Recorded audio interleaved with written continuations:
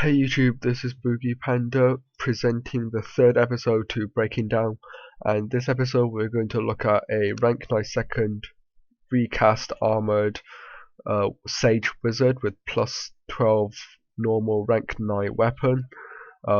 Rebel is on Harshlands, I believe, and the PWI calc link of her build and gears can be found down below in the description, so click that if you want the full details on her gears. Anyway, so we're going to start off with this move.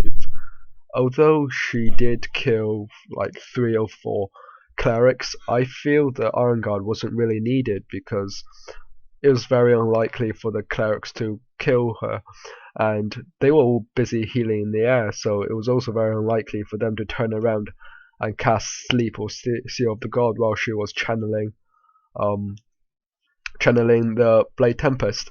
Yes, she did kill them, but she kind of wasted an Iron Guard there, in my opinion. Now, we're only 1 minute through this video, and I've seen her building Chi using Frostblade and the 79 shell a lot instead of DDing. Now, in my opinion, a rank 9 second recast wizard is pretty tanky. You're unlikely to be killed, especially since your absolute domain is on cooldown. So I think that a rank 9 wizard shouldn't really be standing at the back. Instead, they should be like standing at the front. If they need Chi, they should be building Chi off DDing using their basic skills and maybe Master Lee's once in a while like we saw there, instead of standing on the back and using Frostblade to build until they have 2 sparks and running with Iron Guard. With the rank 9 plus 12 weapon and like nearly 700 magic, I bet you Rebel can one hit if her pyrogram crits on probably half the people in this TW, so she should aim to attack as often as possible because she is pretty dangerous to the opposition. Here we see a Black Ice Dragon Strike. I don't know why she was doing that on the barbs when they have clerics alive and they were buffed, especially since they weren't even undying. I think that if a wizard need to kill a catabarb, which is their main job in TW, they should do it while either their clerics are dead, they're debuffed, or they're purged. Especially with Rebel's Genie, which I assume would be a Vit/Magic built Genie, meaning has no dex and of course no Genie Spark. It's essential to kill the barbs while they have no support behind them, because you cannot rely on Genie Spark debuff. This move shows indecisiveness at least. She goes in as if she's channeling an ulti and then backs all the way out. I don't know why. Is it because Pangu's Essence/Iron Guard is on cooldown because of an earlier not so effective use of it, or what? I don't know, because Absolute Domain was still on cooldown. She went all the way in, and the situation was right for an ulti, but she didn't go through with it. Well, I don't like decisiveness. I think, like, if you're committed that far, you should probably go through with it, especially when there's no reason to cancel it just like that. I mean, people are still alive, there was still a squad there, and then to not go through with an OT like that, to wasting Chi on that OT, which didn't even get a chance to go through because the target already died. And then here again, the Black Ice Dragon Strike is a good move if you're using it correctly, but when you're using it on what looks like a rank 9 second recast wizard who's fully buffed at full HP, and there was like 3 other targets around it, I think, none of which died because of the Black Ice Dragon Strike, it just seems like a waste of Chi, and you got purged in the process, which meant your cleric had to rebuff you, etc, etc. Like, right now is when you should be going for the OT. There are loads of them sealed, probably unbuffed, and then bam, see? Although I think you might have been late, or if you moved away, I can't quite see because of the camera angle. I think the intentions behind that move was a lot better than the OTs that we saw prior to this. Another thing I noticed you doing a lot is that you use Gush almost intuitively. Every single attack sequence I've seen, you pretty much open with Gush, not Undying or Pyrogram. Now, at the same time, you're also lacking a lot of chi. So my suggestion for you is to swap the hotkey for Gush and Pyrogram around and see how you fare in TW.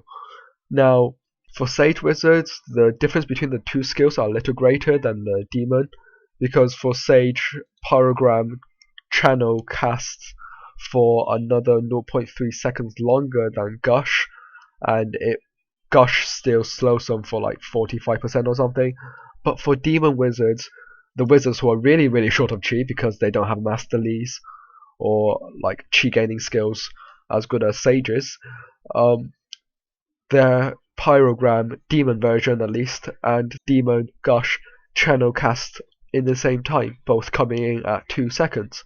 So if you're short on chi and you notice yourself instinctively leading with Gush because that was the first skill you received when you're a newbie wizard and you just stuck with it, I suggest you to try and switch the hotkey of Gush and Pyro around. So even though your hand is moving to the same key as before, you're opening with Pyro instead, which gives you more chi. Yes, you're not slowing them, but in Rebel's case, the targets that you're using Gush on don't really need to be slowed anyway. The targets are at range, they're not coming towards you, they're not running away from you, most of the time they're just standing still. So, I mean, it's perfectly fine to switch Gush for Pyrogram in that situation. I also notice you not using Undying a lot. There are lots of advantages to using Undying to open with. Firstly, it obviously increases your damage by reducing their defense. But secondly, is that versus endgame characters, namely people of your gear standard Rebel, they often use magic defense charms. So if you just open with Undying, it takes their charm. And so whereas if you open with Gush, your damage would be reduced by 50%. Anyway, if you open with Undying, the little damage takes their magical defense charm, and then they will increase the damage of all your attacks for the next 12 seconds. The downside obviously is that the range of Undying is only 27 meters as opposed to 30 meters of that Sage skills, so you're gonna have to walk another 3 meters into the line of fire, and it's also pointless using Undying on enemies that you could one-shot with a crit. Another recommendation is that you should put Hailstorm on your hotkey bar. So far in your video, I've yet to see Hailstorm once. Correct me if I'm wrong, I'm not watching that carefully, but I haven't really seen the use of Hailstorm or Stone Rain. On the subject of Hailstorm, it's an ranged AoE. I need to emphasize the importance of ranged here because there are other AoEs such as Emberstorm and Will of the Phoenix, etc. that are not what I call ranged AoE, meaning you can't cast it from 30 meters away. And the other ranged AoEs that a wizard has, Black Ice Dragon Strike, Mountain Seize, and Blade Tempest, they all require 2 sparks. They're the ultis. So Hailstorm is actually a really important skill because it's a ranged AoE that requires 0 chi. So you can use it. It's a free mini bids if you like, every 15 seconds. And yes, it's got a smaller AoE, but it's better than a single target skill. Now let's face it, wizards are not a single target class. If they are a single target class, they're for killing barbs. Most of the time you want to be dropping Black Ice Dragon Strikes, you want to be dropping Blade Tempest, you want to be AoEing, and without Hailstorm I feel like you're limiting your AoEing abilities by quite a sizable amount because the other AoE skills have a huge chi requirement. So that's another recommendation. Put Hailstorm on your keybind. I recommend putting it on the number 8 key. I think that's the key that you have for free, and rebind it to a key that's very easily pressed from where your left hand normally is. If you're a WASD user, then I recommend binding the key to 3-4-ERFCV, but it depends where your hand normally is. The reason I recommend that is it's within a short reach of your left hand, so you don't forget to use it. I assume you're mainly a keyboard key presser because I don't really see you clicking on skills, the basic skills anyway. But yeah, I really haven't mentioned any positives. There are a lot of positives, like your awareness of when you get purged. But I've mentioned those things before. I mean, it's kind of selfish of me to use your gameplay like this instead of doing it for you, kind of doing it for the series, for the audience. But I feel like I mentioned these things before in Spellcaster's episode.